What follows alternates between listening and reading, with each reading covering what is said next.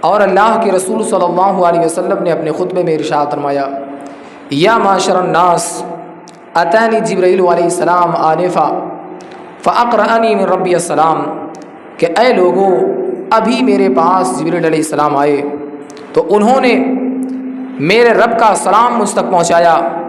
وقال ان اللہ عز وجل غفر لأہل عرفات وأہل المشعر وزمن عنہم التبعات، کہ اللہ تبارک و تعالیٰ نے اہل عرفات کی مغفرت فرما دی، مشعر حرام والوں کی مغفرت فرما دی، وزمن عنہم التبعات، اور ان کے آپسی حقوق کے معاملات کا اللہ رب العزت ضامن ہو گیا۔ فقام عمر بن الخطاب رضی اللہ تعالی عنہ، تو حضرت عمر بن خطاب رضی اللہ تعالیٰ عنہ کھڑے ہوئے۔ فقال یا رسول اللہ صلی اللہ علیہ وسلم، اے اللہ کے نبی صلی اللہ علیہ وسلم، ھذا لنا خاصہ، کیا یہ ہمارے لیے خاص ہے؟ قال رسول اللہ صلی اللہ علیہ وسلم، ھذا لکم ولمن اتی من بعدکم الی یوم القیامہ، یہ تمہارے لیے بھی ہے اور تمہارے بعد جو قیامت تک لوگ آئیں گے ان سب کے لیے یہ فضیلت ہے۔ فقال عمر بن الخطاب رضی اللہ تعالی عنہ، کثر خیر اللہ وتاب، کہ اللہ تبارک و تعالیٰ کا فضل و کرم بہت زیادہ ہے، اللہ تبارک و تعالیٰ کا لطف و کرم بہت وسیع ہے، بہت بڑا ہے۔ اور آپ صلی اللہ علیہ وسلم نے اپنے خطبے میں ارشاد فرمایا، المسلم من سلم الناس من لسانہ ویدہ، کہ مسلمان وہ ہے جس کے زبان اور ہاتھ سے لوگ محفوظ رہیں۔ والمؤمن من امنہ الناس علی اموالہم وانفسہم، اور مومن وہ ہے جس سے اپنے مال اور اپنے جان کے معاملے میں لوگ امان پائیں۔ والمہاجر من حجر الخطایا والذنوب، اور مہاجر وہ ہے جو گناہوں کو چھوڑ دے، جو معاصی کو چھوڑ دے، جو نافرمانیوں کو ترک کر دے، نافرمانیوں سے ہجرت کر لے۔ والمجاہد من جاہد نفسہ فی طاعت اللہ، اور مجاہد وہ ہے جو اللہ تعالیٰ کی اطاعت میں اپنے نفس سے جہاد کرے، اپنے نفس سے جنگ کرے۔ اور آپ صلی اللہ علیہ وسلم نے اپنے خطبے میں ارشاد فرمایا، ایھا الناس خذوا من العلم قبل ان يقبض العلم وقبل ان يرفع العلم وقد كان انزل الله عز وجل يا ايها الذين امنوا لا تسالوا عن اشياء ان تبد لكم تسؤكم وان تسالوا عنها حين ينزل القران تبد لكم عفى الله عنها والله غفور حليم الا وان من ذهاب العلم ان يذهب حملته 3 مرات۔ اے لوگو، علم کو حاصل کرو اس کے اٹھ جانے سے پہلے، علم کو قبض کیے جانے سے پہلے تم حاصل کرو۔ اللہ تبارک و تعالیٰ نے قرآن پاک میں یہ بیان فرمایا، اللہ رب العزت نے ارشاد فرمایا کہ اے لوگوں،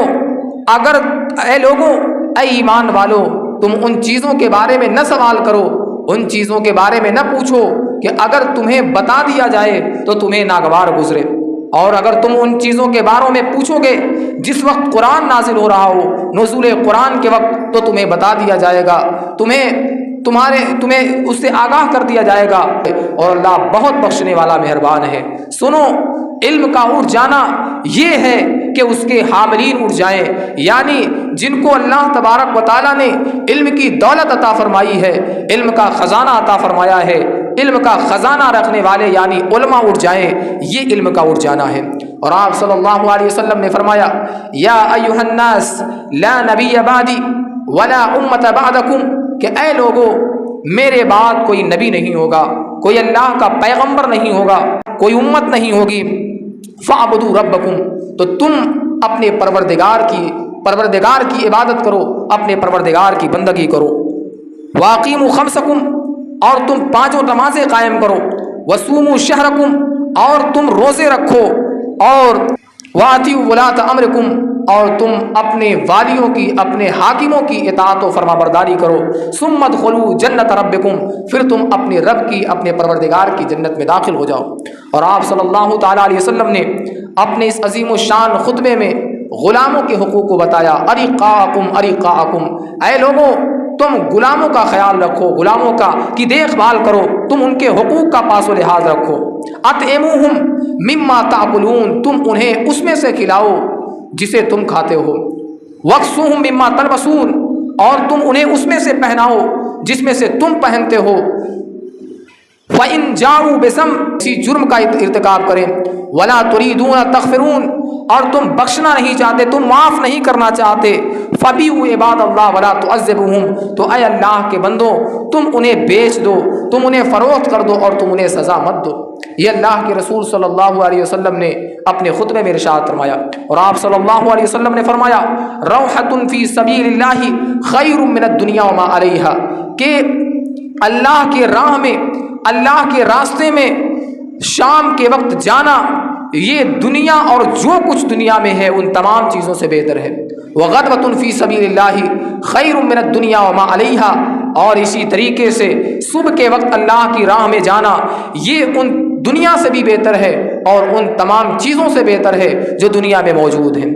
और आप सल्लल्लाहु अलैहि वसल्लम ने अपने खुतबे में इरशाद फरमाया, इन औलियाउहु अल-मुसल्लून, कि अल्लाह के दोस्त, अल्लाह के महबूब, ये अल-मुसल्लून, नमाज पढ़ने वाले हैं।